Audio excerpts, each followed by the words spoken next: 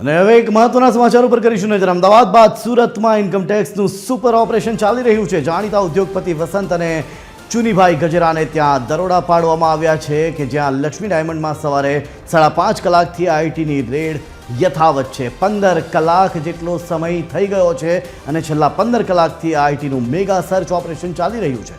વસંત ગજેરા અને ચુની ગજેરાના તમામ ઔદ્યોગિક એકમો, ઓફિસો અને સ્કૂલ પર હાલ સર્ચ ચાલી રહ્યું છે। ડાયમંડ અને રિયલ એસ્ટેટમાં 30થી પણ વધારે જગ્યાઓ પર તપાસ થઈ રહી છે, ત્યારે કતારગામ, પીપલોદ અને વરાછા વિસ્તારમાં તપાસ હાથ ધરાઈ છે।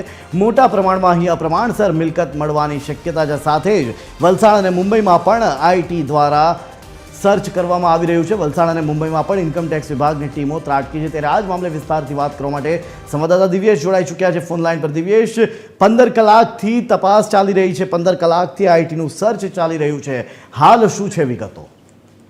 બિલકુલ છે, જે પ્રકારે વહેલી સવારે 5.5 કલાકથી ઇન્કમટેક્સના દરોડા જે છે તે યથાવત જોવા મળી રહ્યા છે। ખાસ કરીને સુરતના લક્ષ્મી ડાયમંડમાં જે પ્રકારે આ લક્ષ્મી ડાયમંડ સાથે સાથે અન્ય જે 30 જેટલી જગ્યાઓ જે છે કે જે ચુની ગજેરા અને વસંત ગજેરા સાથે જોડાયેલી છે।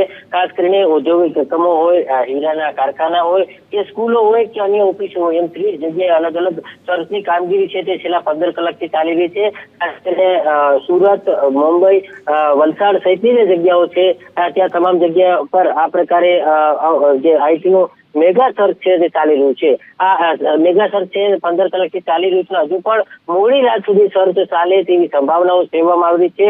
અને આ સર્ચ દરમિયાન જે પ્રકારે મોટી સંખ્યામાં પ્રમાણસર મિલકત મળી શકે છે તેવી શક્યતાઓ હાલ સેવવામાં આવી છે, કારણ કે એક જ સાથે 30 કરવામાં આવી હતી અને સર્ચ ઓપરેશન દરમિયાન હજુ પણ 15 કલાકથી સર્ચ ચાલી રહ્યું છે અને તેને જ લઈને આ મોટી સંખ્યામાં પ્રમાણસર મિલકત મળવાની પણ શક્યતાઓ સાથે અન્ય દસ્તાવેજો પણ મળી શકે તે પ્રકારની કામગીરી હાલ આઈટી દ્વારા કરવામાં આવી રહી છે। જી આભાર દિવ્યેશ સમગ્ર માહિતી આપવા બદલ।